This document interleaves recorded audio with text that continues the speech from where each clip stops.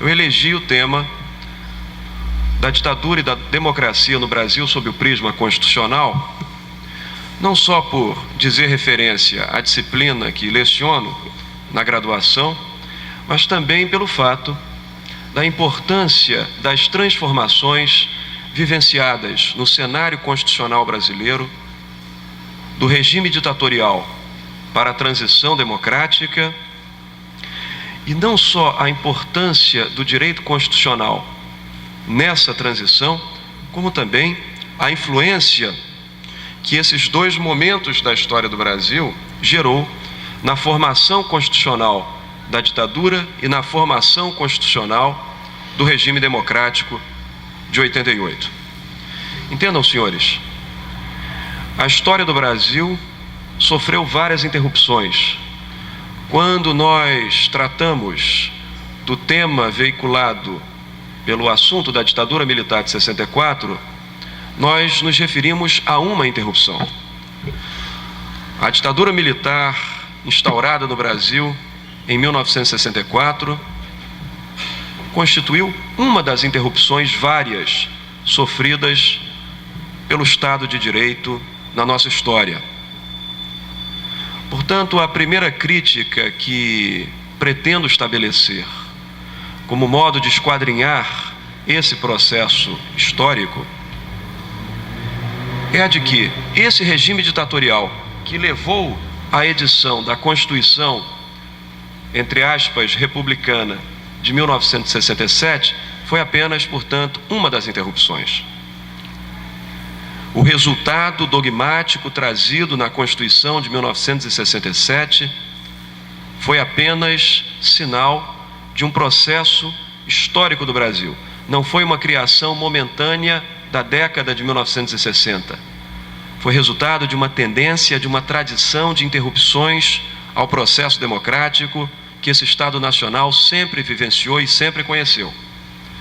Sem essa constatação preliminar, nós ocultamos talvez a informação fundamental. A Carta Magna de 1967, que foi a Constituição da ditadura militar, não foi apenas uma inovação trazida por aquele momento histórico, foi uma consequência de interrupções anteriores. Ora, vejam, quando estabelecemos, como foi feito aqui na nossa programação, quando estabelecemos o tema ditadura militar e democracia, a primeira percepção que nos vem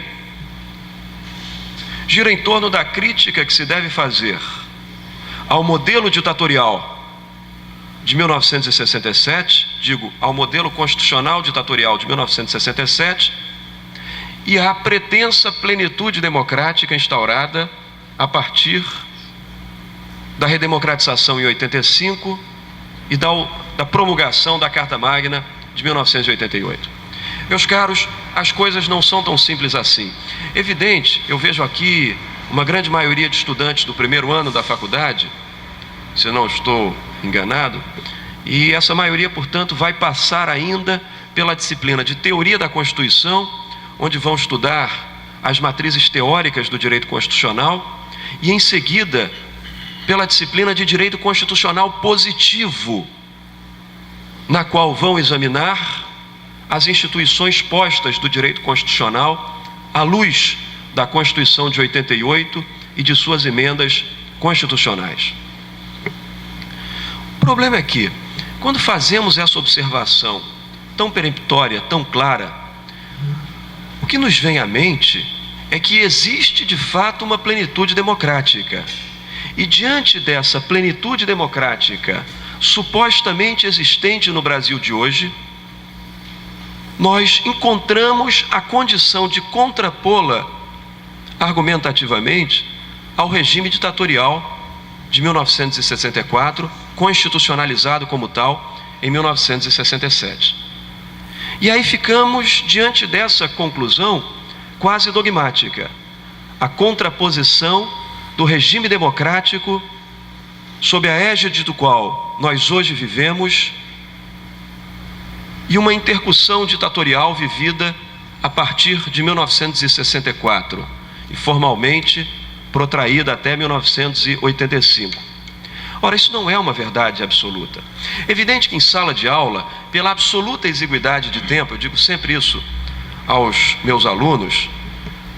Agora, recentemente foi aprovada uma moção curricular para ampliar o estudo do direito constitucional positivo para 2 períodos. Mas no currículo vigente hoje na Faculdade de Direito, nós temos um período de direito constitucional positivo e um período de teoria da Constituição. Então, por esse motivo, em sala de aula, na graduação, eu não disponho de tempo, nem o professor Rogério, nem outros professores da disciplina, de tratar do tema com uma visada crítica que acaba sendo reservada aos auditórios e a esses episódios de conferências e congressos que realizamos aqui na faculdade. Porque na sala de aula, infelizmente, não há tempo para fazer essa observação de conteúdo crítico. Como eu não estou na sala de aula, estou no auditório, num congresso sobre teoria política do direito social brasileira, eu penso que é o momento de tratar menos da dogmática, de tratar menos do direito positivo e de, portanto, dar aso à reflexão crítica sobre essa transição da ditadura para, supostamente, a democracia sob a égide da qual vivemos. Senhores, nós temos com isso 2 marcos constitucionais muito claros. A Constituição promulgada em 1967 e submetida a uma profunda modificação com o advento da Emenda Constitucional número 1 de 1969, que os historiadores preferem chamar de Constituição de 1969, mas que, como professor de Direito Constitucional, persisto em chamar de Emenda Constitucional número 1 de 1969, e um segundo marco, que é a Constituição de 1988. Digo isso porque a Constituição de 1988 constitui hoje, do ponto de vista dos seus assentos escritos, do ponto de vista das suas disposições de direito positivo, constitui, notadamente, um dos textos constitucionais mais exitosos, embora sincrético, mas um dos textos constitucionais mais bem lavrados e emoldurados dos textos constitucionais recentes que temos conhecido. De fato, uma Constituição que dá o exemplo, ainda que contemple algumas equivocidades, algumas contradições, mas uma Constituição que, inegavelmente, foi o resultado do que se pôde fazer naquele processo de transição. Foi o resultado do possível. E dentro desse resultado do possível, um resultado profundamente proveitoso. Todavia, se por um lado nós temos à disposição uma Constituição desse porte, uma Constituição com essa dimensão democrática, garantista dos direitos fundamentais, dos direitos sociais, da intervenção estatal no que é necessário a intervenção estatal, por outro lado, nós temos um grau profundo, proeminente de inefetividade do seu texto. A realidade vivida nesses 20 anos de democracia constitucionalizada depara-se com um déficit profundo de efetividade das normas constitucionais esculpidas naquela Carta Magna. E digo isso para dizer que quando estabelecemos como temática da conferência ditadura e democracia, e diante disso pressupomos a contraposição do regime ditatorial de 64 ao regime democrático de 88, instaurado a partir de 1985, com a eleição do presidente Tancredo Neves, nós não podemos deixar de assomar a essa reflexão as inúmeras intercussões autoritárias que o Estado brasileiro vivenciou do Império para a República. E eu não me refiro apenas àquelas que formalmente foram gravadas pela história como tendo sido deflagradoras de regimes ditatoriais. Eu não estou me referindo formalmente à ditadura civil do Estado Novo, inaugurada pelo presidente Getúlio Vargas em 1937, e à ditadura militar da Junta Militar de 1964. Eu estou me referindo às falhas, às intercussões, as interveniências autoritárias levadas a efeito por inúmeros governos nesse país, no absoluto déficit de democracia que sempre conhecemos na nossa história, do Império para a República. Ora, não nos esqueçamos que o modelo constitucional do Império já veio a lumen a partir de um ato de força contra os trabalhos da Assembleia Nacional Constituinte que se instaurara para constitucionalizar a monarquia pretensamente constitucional que o Brasil naquele momento instalava. Não nos esqueçamos que a adoção da forma republicana de governo, do sistema presidencialista de governo, da forma estatal federativa, do controle de constitucionalidade, do regime republicano de 1889, foi levado a efeito por decreto, constitucionalizado a posteriori, na Carta Republicana de 1891. Mas as primeiras linhas vieram por decreto. Foi o decreto número 1 da República que firmou a federação, que firmou o presidencialismo, que firmou a forma republicana. E, portanto, não tivemos, na ordem natural das coisas, o processo constitucional na sua plenitude.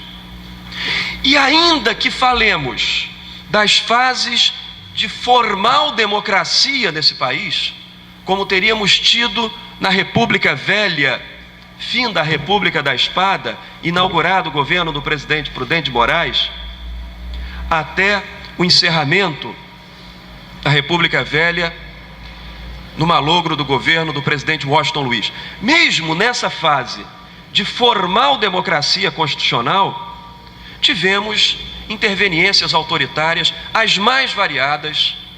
Vejam que de 1922 a 1926, o presidente Arthur da Silva Bernardes governou o Brasil sob a vigência de estado de sítio, mas formalmente tínhamos uma democracia.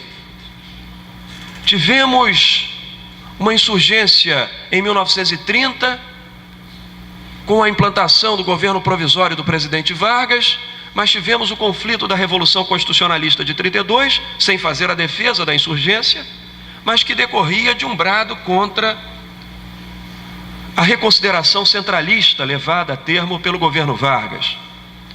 Tivemos o êxito da Constituição do Estado Social de 1934, inspirada nos valores da Carta Mexicana de 17 e da Constituição de Weimar de 19, talvez, afora a Constituição de 88, o texto constitucional mais exitoso e mais exemplar que a história imperial republicana brasileira registrou, mas que teve vida curta, que viveu 3 anos porque, decretado em outubro de 1937 o golpe do Estado Novo, logo foi posta a valer a Constituição de 37, que não foi uma Constituição elaborada pelo processo constituinte regular democrático, mas sim por determinação de uma junta de juristas chefiada pelo professor Francisco Campos e convocada pelo presidente Getúlio Vargas para constitucionalizar o estado de força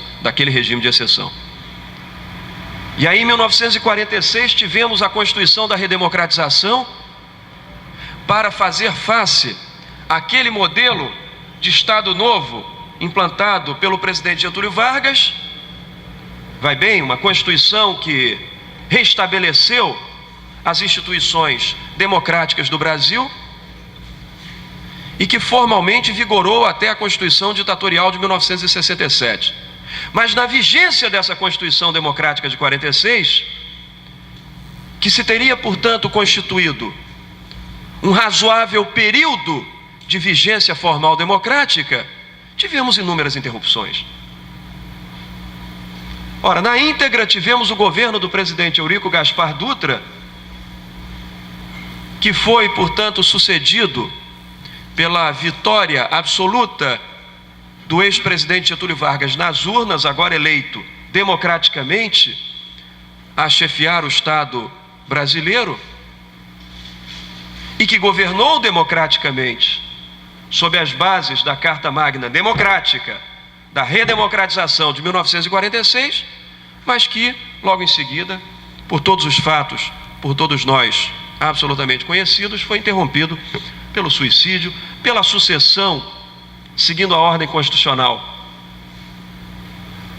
a partir da assunção à presidência do então vice-presidente, Café Filho, que se afastou da presidência da República sob alegadas razões de saúde, 2 meses depois, que foi sucedido pelo presidente da Câmara dos Deputados, à época o deputado federal Carlos Luiz, que numa insurgência pretensamente golpista foi deposto e sucedido pelo presidente do Senado, à época o senador Nereu Ramos, que finalmente concluiu o mandato. Por pouco não assumiu a presidência, na ordem de sucessão constitucional, o presidente do Supremo Tribunal Federal. O presidente Nereu Ramos, então presidente do Senado, no exercício da presidência da República, concluiu o mandato e durante essa sua breve gestão foi eleito Juscelino Kubitschek de Oliveira à presidência da República, que por pouco não tomou posse.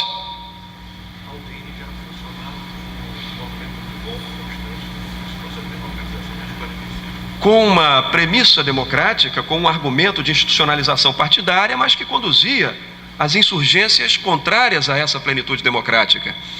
E veja que, naquele momento, o presidente Juscelino, que for eleito com 36% dos votos da nação, por pouco não tomou posse, porque a esse tempo alegou-se que na interpretação da Constituição de 1946, seria fundamental que o presidente tivesse a maioria absoluta dos votos, mais de 50% dos votos do eleitorado. Não era bem o que firmava a Constituição de 46, mas foi o que a alegada interpretação pretendia levar a efeito para impedir a posse do presidente democraticamente eleito. Moveu-se um golpe contra o candidato eleito Juscelino Kubitschek de Oliveira.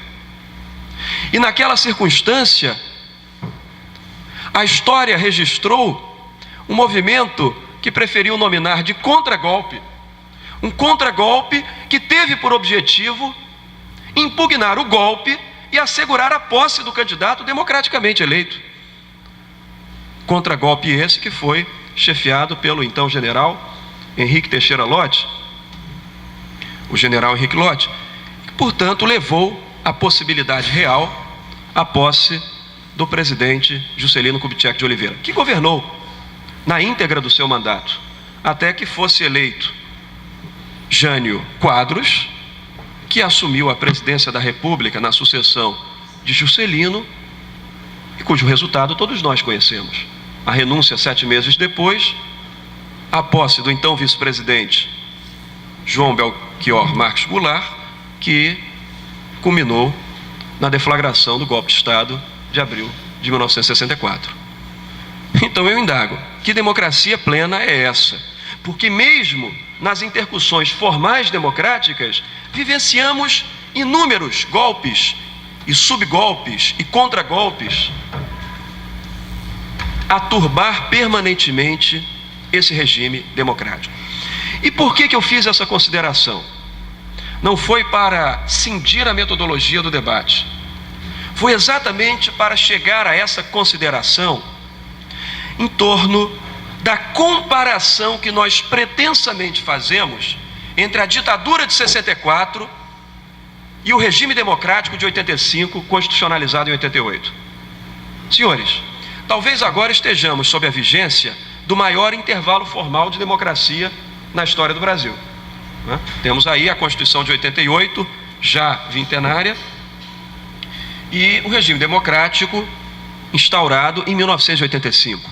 Ainda que aquela época, em razão da rejeição da chamada emenda Dante de Oliveira, tenhamos tido um presidente eleito indiretamente pelo Congresso Nacional, que foi o presidente Tancredo Neves, que falecido deu aso à posse do então vice-presidente eleito, José Sarney. Vejam, temos então formalmente 24 anos de democracia contabilizada após o fim do regime ditatorial. Isto é verdade. Mas será que esses 24 anos de democracia que nós temos podem ser de fato considerados como tais. Vivemos uma crise de legitimidade profunda nos poderes constituídos do Estado Nacional. Vivemos uma crise de legitimidade no Parlamento brasileiro. Vivemos uma dificuldade de legitimar o poder judiciário brasileiro para ser o poder judiciário ativista que se tem apresentado de uns tempos para cá. E, portanto, reconhecemos que a democracia é uma conquista. Reconhecemos que a Constituição de 88 é inegavelmente uma conquista para todos nós, um verdadeiro símbolo, uma bandeira que devemos defender com todo o nosso ardor. Todavia, uma Constituição que padece de um profundo déficit de efetividade no cumprimento dos seus axiomas maiores, dos seus princípios maiores, em razão dessa distância que se forma entre as práticas do Estado Nacional Brasileiro e os seus princípios instituintes.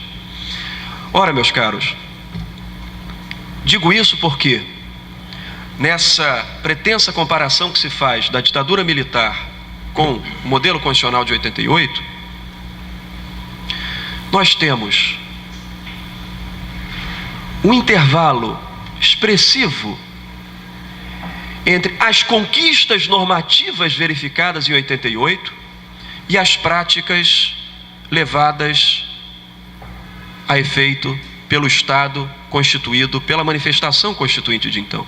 Assim como temos também, no regime ditatorial de 64, constitucionalizado em 67, uma distância entre o que estava previsto na norma e as praxes governamentais. Ou seja, o déficit de efetividade do modelo constitucional não é apanágio da democracia. E é a esse ponto que eu quero chegar. O déficit de efetividade também se verificou no regime de força. E vejam que problema, porque entre o que nós estudamos em sala de aula, como falava agora no início das minhas considerações, entre o que nós estudamos em sala de aula, no exame da dogmática que os programas disciplinares da faculdade nos levam a fazer, e a realidade da política brasileira e da sociedade brasileira, verificamos uma distância implacável. Eu quero dizer que a Constituição brasileira de 88, entendam o que eu digo para não haver equívocos na interpretação do que eu estou falando. A distância que existe entre a democracia positivada na Constituição brasileira e a democracia vivenciada por nós é muito grande. Ou seja, a Constituição brasileira de 88 é muito mais democrática do que a cultura política do Estado brasileiro. O ordenamento jurídico constitucional desse país é muito mais garantista dos direitos fundamentais, da plenitude da dignidade humana, da defesa intransigente dos valores democráticos, do que as práticas dos poderes constituídos dessa República. E o ordenamento jurídico constitucional da ditadura era muito menos autoritário do que as práticas da ditadura. Ora, se vocês fizerem uma correlação, dificilmente na graduação temos tempo para isso, mas se vocês fizerem uma correlação entre o Estado Novo de Vargas, de 37 a 45, e a Constituição do Estado Novo, vocês vão ver que a Constituição do Estado Novo era mais dura, mas ela não era tão dura quanto foi o Estado Novo. Ou seja, o Estado Novo acabou sendo muito mais rígido nas suas práticas do que as premissas constitucionais assentadas em 37. E a ditadura militar de 64 acabou sendo muito mais rígida do que aquilo que estava disposto no texto constitucional de 1967. Tem tempo ainda, professor? Pouco, me parece, porque nós temos a próxima mesa às 10h30, abrir um pouco o debate. Então vamos encaminhar para a conclusão. Então, meus caros, é preciso verificar que há uma distância muito expressiva entre a realidade prática da política nacional e suas premissas fundantes. De modo que a Constituição de 88 é inegavelmente uma conquista. A Constituição de 1988 é inegavelmente um avanço. A professora agora brilhantemente tratava da participação da mulher no processo do regime de exceção. E a Constituição de 88 foi, inegavelmente, um passo normativo relevantíssimo para o acesso da mulher ao lugar que é seu, que é a sociedade. Assim como em relação a inúmeros outros matizes e segmentos da sociedade brasileira. Mas a Constituição de 88 ainda padece de um mal implacável de inefetividade. Mas isso não nos estimula a descredenciar a Constituição de 88. Muito pelo contrário. Isso nos leva à consideração de que o processo de redemocratização está em pleno curso. Nós não estamos vivendo o fruto da redemocratização de 85. Nós estamos ainda redemocratizando a República. Talvez, para ser mais sincero, estejamos ainda edificando a República. Se por um lado deu-se ao Poder Judiciário do Brasil, com a Constituição de 88, importantíssimo papel institucional, amplitude competencial máxima para exercício do controle de constitucionalidade, para exercício da fiscalização do Poder Executivo e do próprio Poder Legislativo, e o Poder Judiciário hoje assume a importância inegável na sua prestação jurisdicional. Por outro lado, isso não se deu apenas em razão da ascensão no regime democrático, mas do descrédito na autoridade parlamentar. E aí eu aproveito, professor, para tentar levar a efeito as considerações de encerramento. Eu digo que se nós vivemos nesse momento histórico a plenitude da democracia formal, ao menos da democracia formal, e se nós temos, portanto, um modelo democrático a comemorar, por outro lado, esse regime democrático padece de um mal que é um mal que não justifica, e um mal que não se justifica quando considerado o esforço que gerações desse país, em especial uma geração desse país, fez para redemocratizá-lo. Há um tempo atrás, no Rio de Janeiro, foi feito um levantamento por um Instituto Oficial de Pesquisa quanto à credibilidade dos poderes constituídos. Agora, 2 anos atrás. Recorrente, porque isso tem se repetido. Foi feito um exame da legitimidade dos poderes constituídos. Meus caros, nós não temos 200 anos de democracia formal, como os Estados Unidos. 20 anos de democracia constitucionalizada.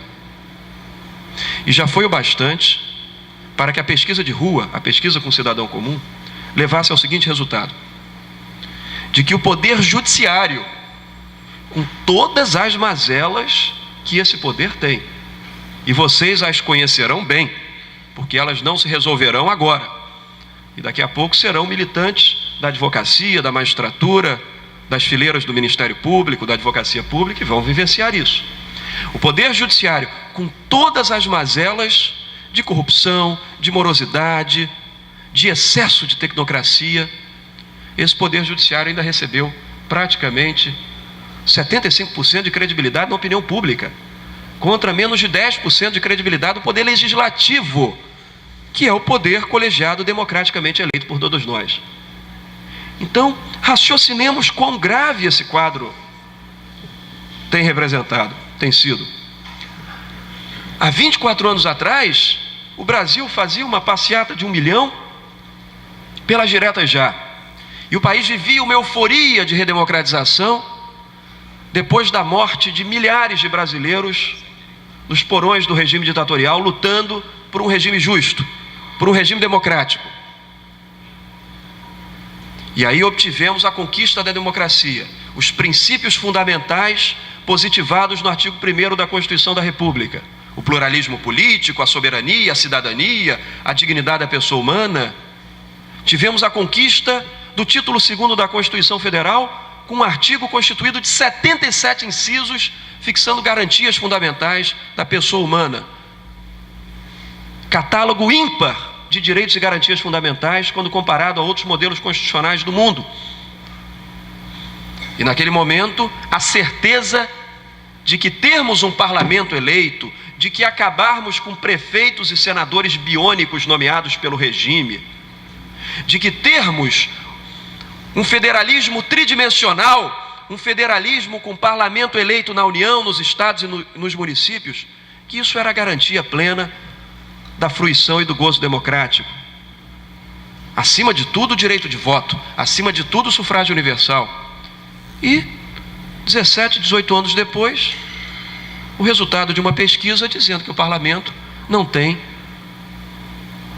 a quinta parte da credibilidade do poder judiciário, que não é eleito, que é um poder eminentemente aristocrático, cuja investidura se dá precedida de concursos públicos restritos a bacharéis em direito. Senhores, alguma coisa de muito errado se tem verificado nessa república.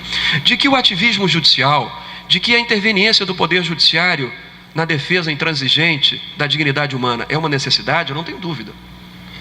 De que um poder judiciário ativo e não subestimado, como foi o poder judiciário nos idos da ditadura, é uma premência, eu não tenho dúvida.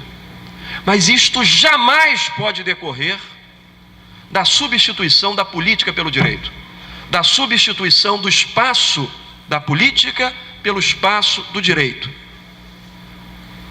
da ascensão de um poder judiciário como alter ego da sociedade em substituição a um poder legislativo que é democraticamente eleito.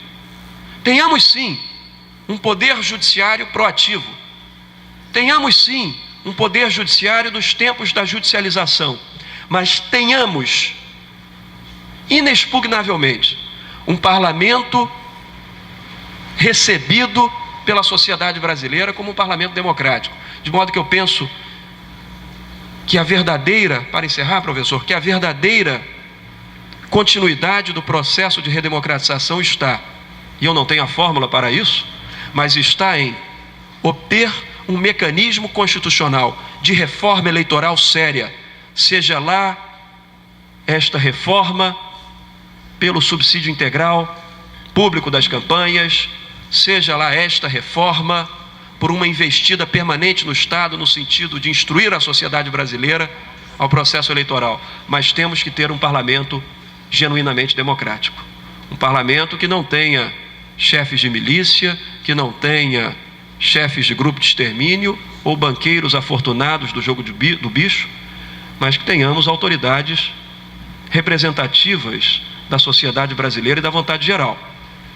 Porque deixar que uma ditadura formal, autoritária, decorrente da usurpação do poder popular por uma meia dúzia de generais, seja substituída pela vulgarização do voto popular, pela expropriação do eleitorado brasileiro, por uma casta de políticos eminentemente demagógicos e que transformam esse voto num mecanismo pleno de exercício do poder para satisfação de anseios de grupos, isso é menoscabar a democracia, perturbar o parlamento eleito. E, portanto, o parlamento, muito mais do que a autoridade legislativa que lhe é conferida pela Constituição de 88, o parlamento tem uma importância simbólica imensa. Porque confiar que nós não precisamos de um parlamento tão bem credenciado pela sociedade, porque temos um poder judiciário ativista que é capaz de substituir o parlamento, é o primeiro passo para a ruína da democracia. Portanto, a democracia se faz por um mecanismo de contenção de poderes, por um sistema de harmonia, como prescreve o artigo 2º da Constituição da República, por um sistema de harmonia entre os poderes. Os poderes são independentes entre si, mas são harmônicos entre si. Queremos um poder legislativo tão autorizado quanto o poder judiciário, sob pena de voltarmos aos maus momentos vividos por essa República. Professor. Eu acho que o que os dois professores colocaram hoje aqui na mesa deixa ver claramente que as relações entre ditadura e democracia são muito mais complexas do que a gente normalmente consegue captar. Normalmente, ditadura e democracia são antípodas, são colocadas como se fossem dois sistemas políticos ou duas formas de gerir a vida pública que se contrapõem e que nós devemos sempre lutar pela democracia. É verdade. Num certo sentido, é verdade. Mas é também verdade que, como o professor Gustavo bem mostrou, e a professora Olana também anteriormente, de que não basta nós termos, por exemplo, uma Constituição altamente reconhecida, alabada em todo o mundo por ser altamente democrática, nós temos o artigo 5º com tantos incisos protegendo os direitos humanos, etc., concedendo direitos aos indivíduos. Não basta ter somente esse arcabouço de democracia formal, quando, na prática, no mundo social, as contradições impedem que esse elemento de democracia formal seja efetivamente transformado num exercício prático que seja capaz de transformar a realidade social de maneira radical. Agora, para nós, eu particularmente, a professora Lana, que vivemos a ditadura plenamente, todo o processo de movimento estudantil, de participação política, de luta contra a ditadura que a professora Lana descreveu, eu também vivi. Para nós, a mim me parece absolutamente importante que o avanço democrático dos últimos 20 anos no Brasil foi uma coisa impressionante, se compararmos não só com a história e a trajetória política brasileira anterior, como se compararmos com outros países do mundo contemporaneamente. Nos últimos 20 anos nós colocamos um presidente para fora, um impeachment do presidente Collor. Nós temos hoje uma quantidade infinita de processos na justiça, de processos de inquéritos policiais abertos na Polícia Federal contra governadores, contra senadores, contra prefeitos, etc. Nós temos claramente, com todas as contradições que isso implica, uma imprensa que está colocando o dedo na ferida de todas as contradições vividas hoje pelo Executivo, pelo Judiciário, pelo Legislativo. Então, o olhar que o professor Gustavo particularmente trouxe é um olhar do mundo do direito. Para nós, no âmbito das ciências sociais, a democracia, na verdade, é talvez a forma menos problemática de resolver conflitos sociais. Mas os conflitos não desaparecem com a democracia, ao contrário. É um mecanismo de afloramento do conflito que antes, através de mecanismos, por exemplo, como a ditadura, eles são impostos à sociedade, mas você não tem mecanismo de resolução. Então, nós não devemos esperar que, declarada a democracia, estabelecida uma Constituição, etc., nós tenhamos, digamos assim, uma espécie de pequeno paraíso social em que a vida social transcorrerá sem os conflitos. Ao contrário, o que a democracia sinaliza é quais são os caminhos, os mecanismos, as institucionalidades necessárias para que os grupos sociais de diferentes interesses possam se articular e disputar o espaço político, os recursos econômicos, a formulação da política pública, etc.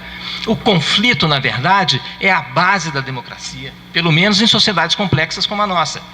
Nossa sociedade se tornou complexa demais nos últimos anos para que nós conheçamos qualquer mecanismo mais fácil de resolução dos conflitos, de equacionamento dos diferentes interesses dentro da vida social. Então, conviver com a falibilidade da Constituição talvez seja o pão nosso de cada dia. O que nós precisamos, e a Constituição brasileira tem 21 anos, vai fazer 21 anos em outubro desse ano. Ela já tem 56 emendas constitucionais. Não é isso? O que significa que ela foi moldada, ela representa a transição de um regime político, de um certo arranjo de interesses políticos, sociais, econômicos pré-88, mas ela tem que necessariamente dialogar com tudo aquilo que acontece na vida posterior. E o mundo mudou demais, a sociedade brasileira se complexificou demais. Os grupos sociais anteriormente encastelados no poder também se organizaram, porque é do jogo político que isso aconteça, de tal maneira que a falibilidade dela, na verdade, mostra um pouco da dinâmica própria da vida social. Significa também que nós precisamos estar plenamente atentos e permanentemente atentos ao jogo de interesses que se aproveita do mecanismo democrático para desvirtuar sempre que possível em seu favor o jogo político brasileiro. E eu gostaria de tomar o exemplo aqui da Venezuela, do Hugo Chávez hoje em dia, que através dos mecanismos próprios da democracia, eleições permanentes, sufrágios, plebiscitos permanentes, etc., está constituindo, se não uma ditadura, uma pré-ditadura na Venezuela. Porque o executivo tem o controle permanente do legislativo de um lado e do judiciário do outro. Ou seja, o artigo 2º da Constituição, que fala do balanço, do contrapeso que cada poder deve exercer um em relação ao outro, está progressivamente desaparecendo através de mecanismos democraticamente validados, legítimos, porque todos eles são submetidos permanentemente à população. Então, democracia e ditadura não são formas de organização da vida política e social tão estanques que não existam pontes possíveis entre elas, ao contrário. Eu me lembro, por exemplo, de um texto do Engels. O Engels, para quem não conhece, era um autor e militante político que durante muito tempo acompanhou a vida e a produção científica e a militância política com Marx no século XIX. No final do século XIX, fazendo um prefácio a um texto famoso do Marx sobre a Guerra Civil na França de 48 a 51, ele dizia que a estratégia política da Revolução Socialista já não deveria ser mais a do enfrentamento direto com os poderes da burguesia, e sim a conquista do parlamento. Para aí, então, fazer a transformação ou a revolução socialista e impor a ditadura do proletariado.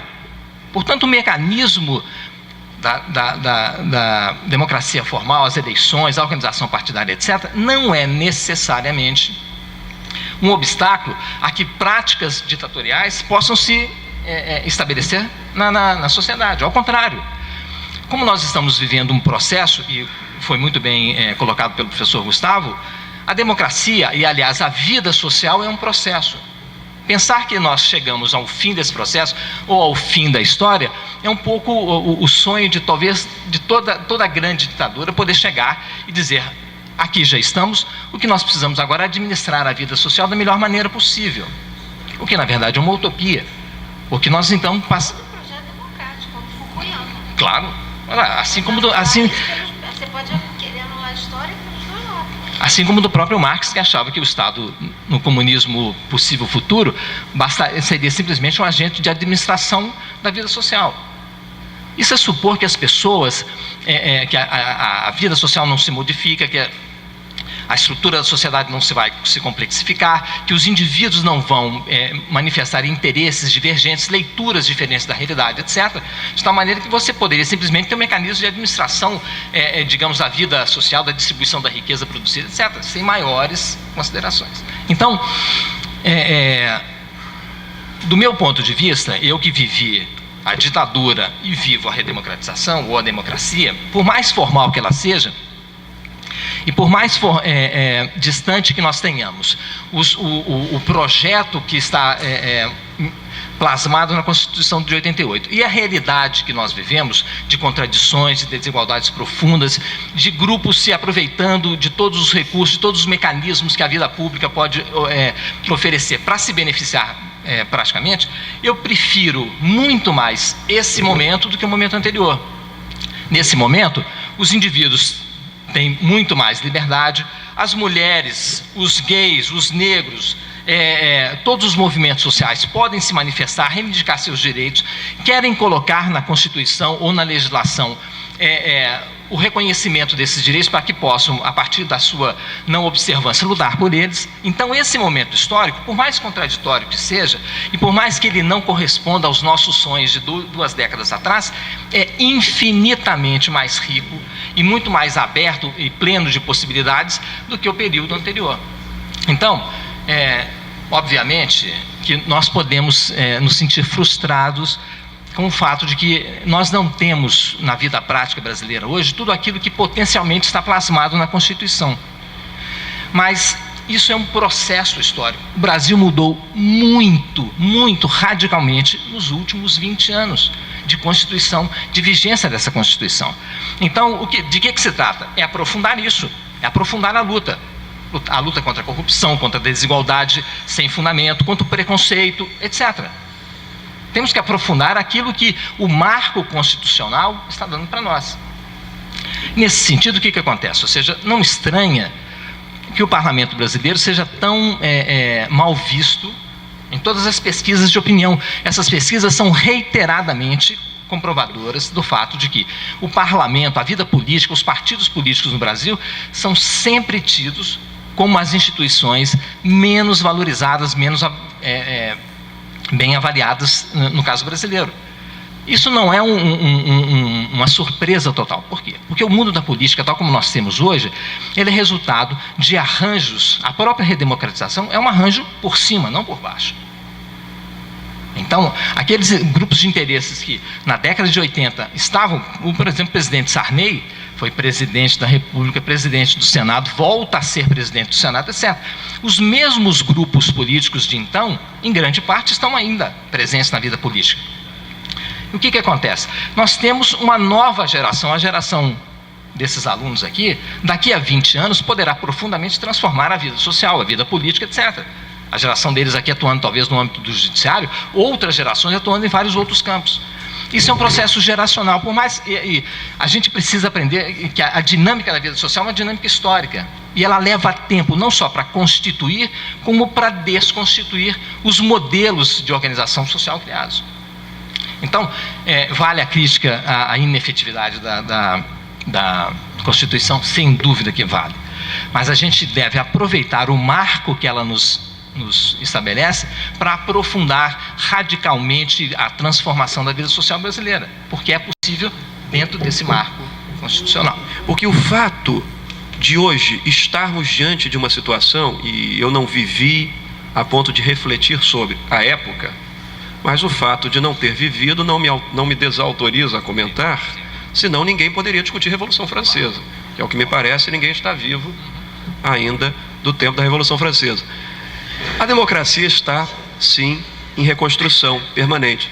Eu vou dar 2 exemplos que me preocupam, e eu tenho tomado vênia dos colegas, às vezes, para falar de modo pouco científico. Às vezes o que eu falo aqui no auditório tem um conteúdo muito pouco científico, sem citar grandes autores da sociologia, da história, mas porque a minha preocupação de efetividade dos trabalhos acadêmicos tem sido tão grande que às vezes eu me permito fazer considerações mais práticas. Veja só, professor, como há uma reconstrução democrática, sim, como há um déficit imenso, inesgotável de efetividade constitucional. Mas evidentemente que é muito melhor, incondicionalmente, incomparavelmente, eu dizia, melhor, vivermos o que vivemos hoje, a viver um regime ditatorial. O regime ditatorial é a negação de tudo. O regime ditatorial é a antítese do pluralismo. É evidente que o debate constitucional brasileiro, e aqui eu falo mais da seara propriamente do direito constitucional, o debate constitucional brasileiro evoluiu muito nos últimos 20 anos, não pelos últimos 20 anos em si, mas porque ele foi paralisado, sobreestado durante o regime ditatorial. Se nós formos, sugestão a vocês, se vocês forem ao acervo que hoje ainda está indisponível da biblioteca, porque está sendo recatalogado, das obras mais antigas, e se vocês fizerem uma consulta breve aos cursos de direito constitucional e obras de direito constitucional publicadas no regime militar, elas não tinham conteúdo crítico nenhum. Eram obras eminentemente informativas. O que a Europa discutiu na teoria dos princípios na década de 60, na teoria da força normativa na década de 40, o Brasil veio a incorporar nos anos 90, porque os professores de direito constitucional das faculdades de direito foram os primeiros a serem caçados pelo regime militar. E houve um sobrestamento do debate constitucional. Mas vejam então um exemplo prático, apenas para concordar, não para discordar, com o que o nosso salomônico e napoleônico professor acaba de dizer. Em 1989, houve a primeira eleição geral para a presidência da República pós-redemocratização. E tivemos 18 candidatos. 18 candidatos. Veja como interromper a democracia é grave, como gera anos a mais para reconquistar aquele estágio de evolução no qual se encontrava. Em 89 houve a eleição presidencial. Alistaram-se 18 candidatos, um dos quais o eleito, Fernando Collor de Mello. O segundo colocado nas pesquisas era o atual presidente Luiz Inácio. E havia grandes nomes da história do Brasil, Leonel Brizola, Ulisses Guimarães, que foi um dos próceres da redemocratização, o líder do MDB, do Movimento Democrático Brasileiro, de oposição ao regime, Ulisses, que não foi o candidato nas eleições indiretas, exatamente porque o MDB se deu conta de que a ditadura não aceitaria. Então preferiu deixar Tancredo, que era um homem mais maleável, mais negociador, e Ulisses ficou de fora, senão teria sido presidente. Ulisses era candidato, Aureliano Chaves, que tinha sido vice-presidente da República, Mário Covas, já falecido, grandes nomes, Afonso Camargo. E o presidente Collor estava à frente nas pesquisas. Num dado momento, uma interrupção no processo eleitoral. Num dado momento, inscreveu-se como candidato quem? O fundador da rede SBT de televisão, Silvio Santos. Silvio Santos inscreveu-se candidato à presidência da República. Qual foi a consequência disso? Um problema sério nas pesquisas. Ele despontou à frente de todos. E ficou Silvio Santos durante uns 10 dias, me parece, à frente dos demais candidatos. E houve, claro, um movimento nacional para recondicionar as coisas, senão nós teríamos Silvio Santos como primeiro presidente eleito. Encontrou-se um fundamento de impugnação da legislação eleitoral. Um pré-Berlusconi? Estamos 20 anos à frente da Itália. Poderíamos ter eleito um Berlusconi brasileiro. Encontrou-se um fundamento de impugnação eleitoral e, finalmente, foi eleito, então, o candidato jovem, belo, formoso, moderno, caçador de marajás. Era esse o lema da campanha, Fernando Collor de Mello. Então, é claro, professor, que isso é a prova cabal de que a democracia está em reconstrução. Hoje, jamais um episódio, me permitam, pitoresco desse porte aconteceria numa eleição nacional. Hoje nós temos um equilíbrio no processo eleitoral muito maior. Evidente que eu sou um defensor incondicional do regime democrático. Todos somos. Agora, admitir que a nossa democracia plena é, no mínimo, uma idiosincrasia. Mas ninguém em nenhum momento disse isso. Aliás, eu queria citar, por exemplo, Boaventura de Souza Santos, um sociólogo português, e diz, num textinho sobre o pós-contratualismo, que o Estado democrático atua de forma fascista contra os pobres, não reconhecendo nenhum dos seus direitos, ainda que formalmente constituídos, e atua da maneira mais democrática com pessoas como nós, por exemplo. Nos trata com a devida formalidade, bate nas nossas portas, etc, etc. Não mete o pé na nossa porta, não invade a nossa casa, não quebra nenhum dos nossos bens, etc, etc. Então, na verdade, ou seja, a democracia formal, ela se instaura numa democracia ou numa estrutura social que é profundamente desigual, e ela também serve aos interesses de manutenção desse tipo de ordem. Ou seja, não estou aqui defendendo de jeito nenhum a manutenção disso, mas é preciso reconhecer em que contexto histórico e social isso se dá. Muito bem. Vou fazer uma colocação, uma questão para a professora Lana, que despertou a leitura que ela fez do Pasquim. Eu achei muito sugestiva. E colocaria a seguinte questão: qual seria a sua análise da nova geração do humor nacional, que tem uma postura próxima à da geração do Pasquim, e se continuaria, em certa medida, a reproduzir o modelo de machismo, onde, por exemplo, Cacete Planeta é um grupo masculino que perpetua piadas do mesmo molde. O Pânico, o CQC e outros programas também não escapariam essa linha. Não estou defendendo aqui uma postura também importada dos Estados Unidos como feminismo brasileiro, que é a do politicamente correto, né? Quer dizer, o humor é absolutamente, né, incompatível com esse patrulhamento do politicamente correto. Porque o humor, inclusive, é uma forma, né, de, através do riso, você revelar, né, esses conflitos sociais. E o humorista, ele, obviamente, é um ser da sociedade em que ele atua como todos os outros, né? Então, quando eu usei, a partir desse trabalho da professora Raquel Soietti, né, na minha comunicação, o Pasquim, foi no sentido de mostrar que essas representações de gênero, elas independem, né? Elas permanecem, elas têm longa duração e elas não estão diretamente atreladas aos regimes políticos, né? E usei o Pasquim como um grupo da contracultura de vanguarda, né?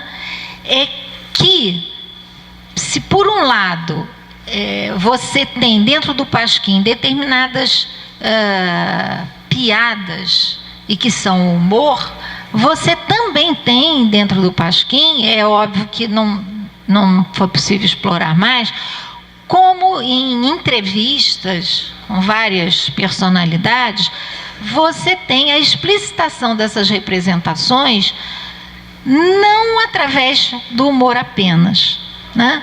Quer dizer, então a caracterização do Pasquim como a caracterização dessas representações no discurso da esquerda organizada, né?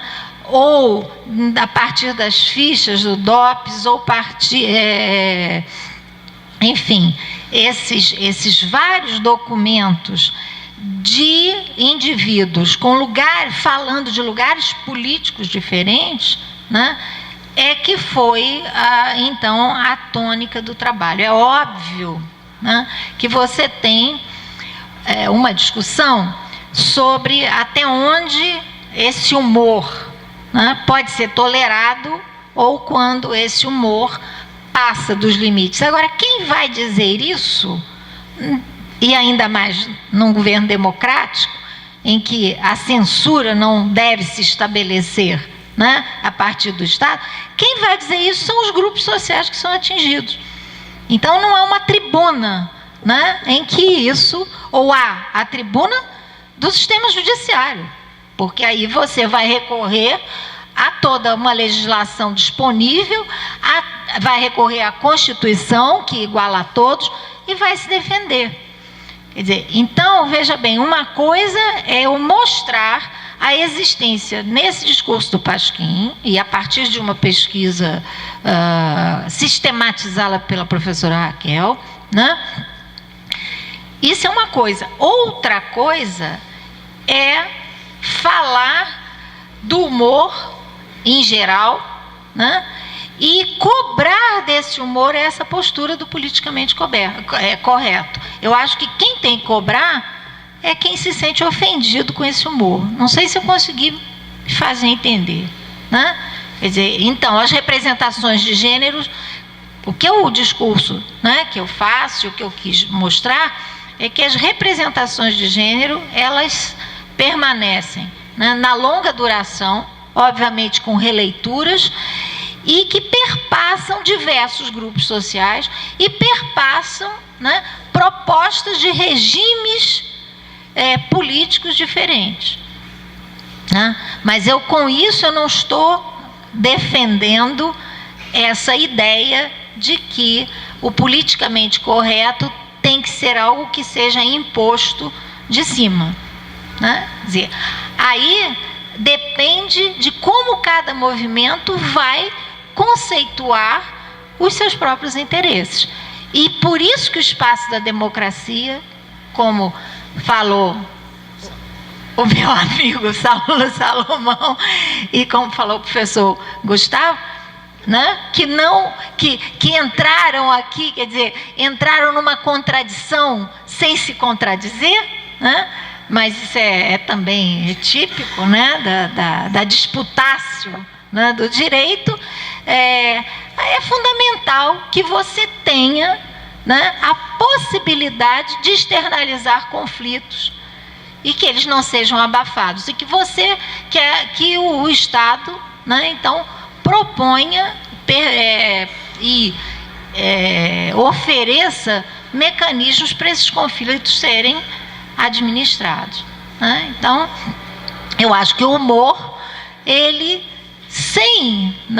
o humor absolutamente correto, dentro desse conceito de politicamente correto, que aliás também é um conceito, né, que pode ser, que é um conceito também artificialmente colocado como todos os outros, faz parte do humor o deboche de si mesmo.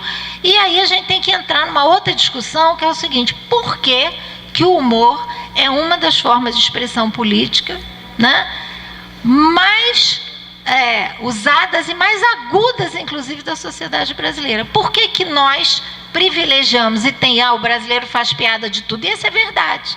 Quer dizer, por que que essa é uma linguagem, né, da política? E estou falando política no sentido mais amplo da política brasileira.